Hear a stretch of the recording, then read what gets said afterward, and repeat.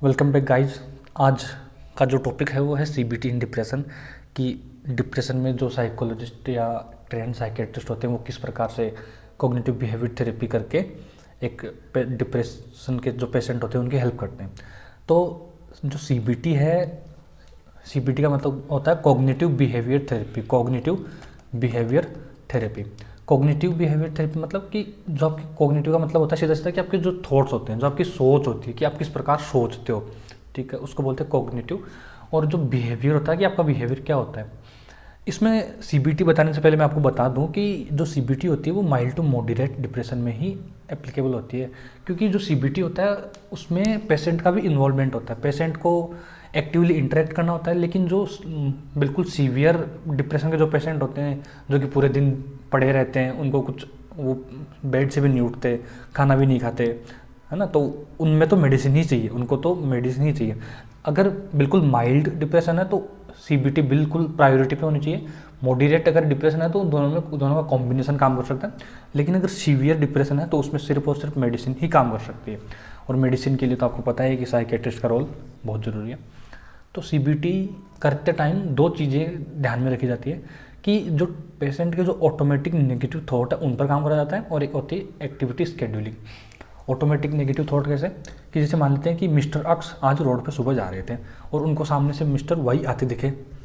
अब मिस्टर अक्स ने mister Y को हेलो करा, लेकिन जो मिस्टर वाई है वो थोड़े जल्दी में थे तो उन्होंने उनको देखा नहीं और वो बिना हेलो करे ही निकल गए।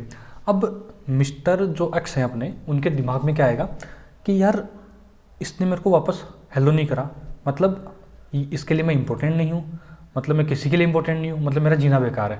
तो हो गया ना एक ऑटोमेटिक नेगेटिव थॉट कि क्यों एक छोटे से इंसिडेंट से पूरा एक ऑटोमेटिक नेगेटिव थॉट आने लग गए। दूसरा होता है कि एक्टिविटी स्केड्यूलिंग, जिसकी बात अपन बाद में करेंगे। तो सबसे पहले ऑटोमेटिक नेगेटिव थॉट पर काम करा जाता है। इसमें पेशेंट को बताया जाता है कि आप किस हिसाब से अपने जो नेगेटिव थॉट है उनको असेस कर सकते हैं और उनको पॉजिटिव थॉट से रिप्लेस कर सकते हैं। जैसे कि होता क्या है, जैसे कि वही जो अपने पेशेंट थे उन्हीं की बात करते हैं, तो वो अपने क्लिनिक में आएंगे या अपने कहीं आएंगे, तो उनसे अपन पूछेंगे कि भाई आपने लास्ट टाइम सैड क्यों फील करा, कब फील करा, तो वो बोलेंगे आज सुबह से मैंने सैड फील करा। तो उन्हें पूछेंगे कि क्यों, क्या हुआ था, तो वो बोलेंगे कि मिस्टर वाई मेरे सामने जा रहे थे, मैंने उनको हलो करा और उन्होंने मेरे को वापस रिप्लाई बैक नहीं किया। तो अपन उनको भी पूछेंगे कि ऐसा क्या कारण और हो सकता है जिससे उन्होंने आपको हलो नहीं करा। तो वो जो मिस्टर अक्सर बोलेंगे कि यार हो सकता है वो थोड़ी जल्दीबाजी में होंगे, हो सकता है वो खुद परेशान होंगे, हो सकता है उन्होंने मेरे को देखा ही नहीं होगा, है ना।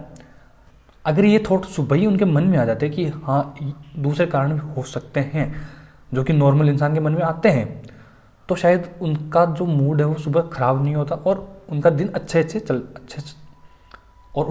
चला जाता।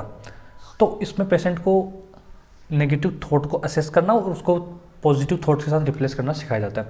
अब मैं आपको कुछ कॉग्निटिव डिस्टॉर्शन बता दूं। मैंने जैसे बताया कॉग्निटिव का मतलब होता है कि सोचने का तरीका, और डिस्टॉर्शन का मतलब कि जो खराब हो गया, डिस्टॉर्टेड।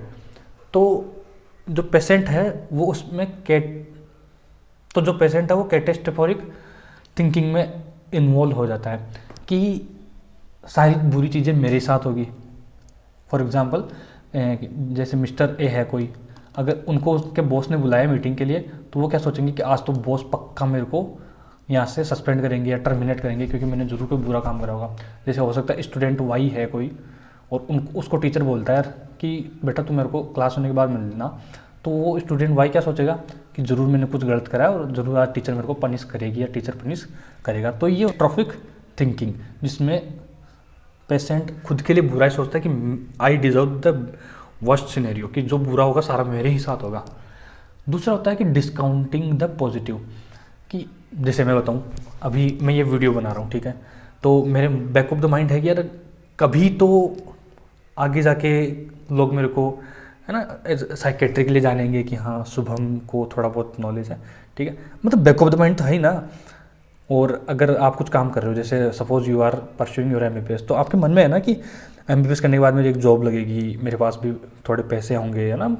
अगर आप कुछ और कोर्स कर रहे हो या कोई और भी, तो आपके आगे है मन में कि फ्यूचर विल बी बेटर, ठीक है। लेकिन जो डिप्रेशन के पेशेंट होते हैं वो इस पॉजिटिविटी को डिस्काउंट कर देते हैं। वो ऐसा मानते हैं कि कुछ भी अच्छा नहीं होगा। आगे जाकर सब कुछ बुरा ही होने वाला है।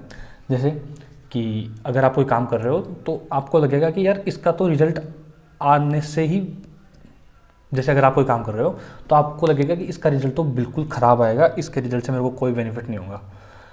तीसरा टाइप होता है थिंकिंग इन एक्सट्रीम्स, कि या तो कोई चीज़ ब्लैक है या कोई चीज़ वाइट है। जैसे कि मैं बताऊं कि या तो पूरी दुनिया ब्लैक है या पूरी दुनिया वाइट है, बीच में कुछ नहीं होता, या तो कोई बहुत ही बेकार है या कोई बहुत ही अच्छा है।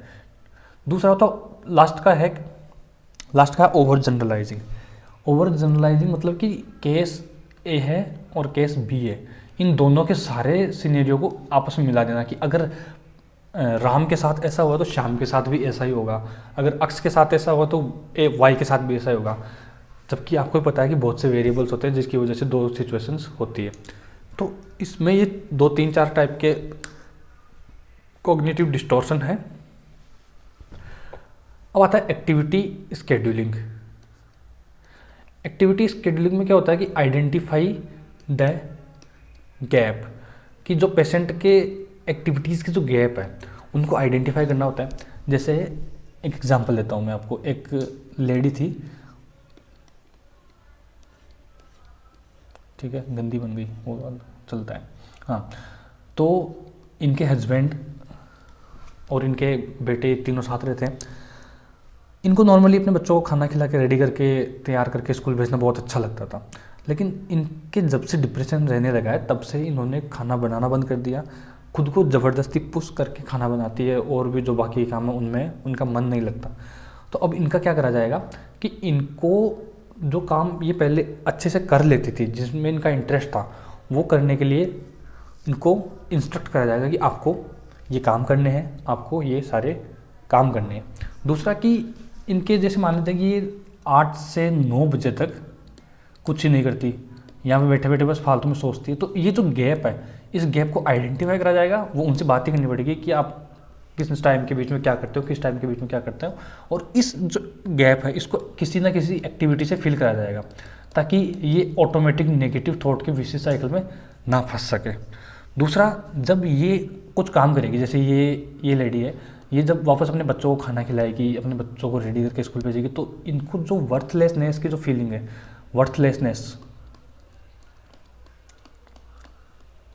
इसकी जो फीलिंग है वो थोड़ी वापस कम होने लगेगी। इनको लगेगा हाँ मैं कुछ काम की हूँ, आई एम वर्दी, इनको लगेगा कि आई एम ऑल्सो वर्दी। तो ये होती है अपनी CBT। ऑब्वियसली इसमें आपको किसी ट्रेंड साइकोलॉजिस्ट या किसी साइकेट्रिस्ट की ही हेल्प लेनी चाहिए। तो होप आपको ये समझ में आया होगा।